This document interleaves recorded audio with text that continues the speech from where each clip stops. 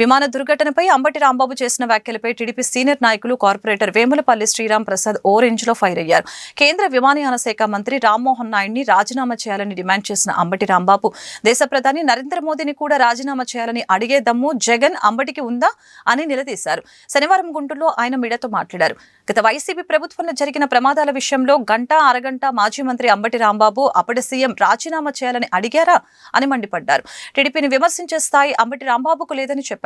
అధికారంలో ఉండగా ప్రతిదానికి కమిషన్లు అడిగే అంబటికి నైతికత గురించి మాట్లాడే అర్హత లేదని అన్నారు.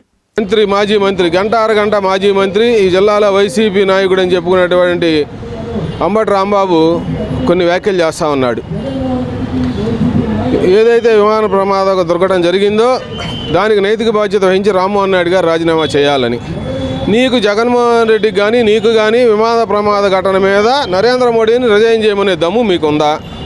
దానికి బాధ్యత వహించి, లేదు మీ ప్రభుత్వంలో జరిగినటువంటి సారా మృతులకు కానీ చీప్ లిక్కర్ మృతులకు కానీ కచ్చలూరు బోటు ప్రమాదం జరిగిన సందర్భంలో కానీ ఎల్జీ పాలిమర్స్లో మృతులు చనిపోయినప్పుడు కానీ ఏనాడన్నా నోరు తెరిచి నువ్వు జగన్మోహన్ రెడ్డి దగ్గరికి వెళ్ళి మన ప్రభుత్వానికి మరి చెడ్డ పేరు వస్తుంది, ఇంతమంది చనిపోయారు, మరి రిజైన్ చేద్దామని నువ్వు అడిగావా? నువ్వు ఆనాడు మంత్రిమండలిలో ఉండవు, నువ్వు కానీ నీ ముఖ్యమంత్రి కానీ ఆనాడు ఉన్నటువంటి నీ ముఖ్యమంత్రి కానీ జగన్మోహన్ రెడ్డి కానీ ఏనాడన్నా ఒక మాట మాట్లాడారా? నువ్వు కూడా తెలుగుదేశం పార్టీని ఉన్నటువంటి రామ్మోహన్ నాయుడు గారిని విమర్శించే స్థాయి నీకు వచ్చిందా? నువ్వెంత, నీ బతుకు ఎంత? ఒక బాత్రూమ్ క్లీనింగ్ చేస్తా సెప్టిక్ ట్యాంక్ దగ్గర ఒక బీసీల పిల్లవాడు ఒక చిన్నవాడు చనిపోతే అతనికి ప్రభుత్వం నుంచి వచ్చేటువంటి ఎస్క్రేషియాలో సగం నువ్వు 50% వాళ్ళని ఇవ్వమని అడిగావు. నువ్వు అన్ని గతం మర్చిపోతున్నట్టున్నావు. నీ బుద్ధి నువ్వు నీ కథ రేపల్లో దంతే సత్యనపల్లి వెళ్ళావు. వావిలాల గోపాలకృష్ణయ్య, పుతుంబాక వారు, భారత్ గారు, కోడెల శివప్రసాద్ గారు, కన్నా లక్ష్మణరావు గారు ఉద్దండులు చేసిన కాన్స్టిట్యున్సీలో పొరపాటును నిన్ను గెలిపించారు ఆ ప్రజలు. తర్వాత తప్పు తెలుసుకున్నారు, నిన్ను ఓడించారు. నువ్వు మళ్ళీ ఇంకా రేపు మళ్ళీ ఏదో గుంటూరు పశ్చిమకి వస్తావంట, ఇంకెక్కడికో వెళ్తావంట. నీకు వస్తే ఈసారి అయితే ఘోర పరాభవం తప్పదు.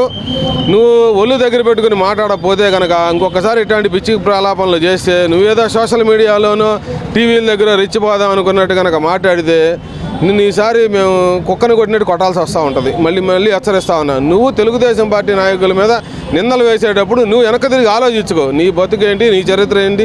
నీ గంట అరగంట అడిగి నువ్వు కూడా మాట్లాడుతూ ఉంటావు తెలుగుదేశం పార్టీ నాయకుల మీద.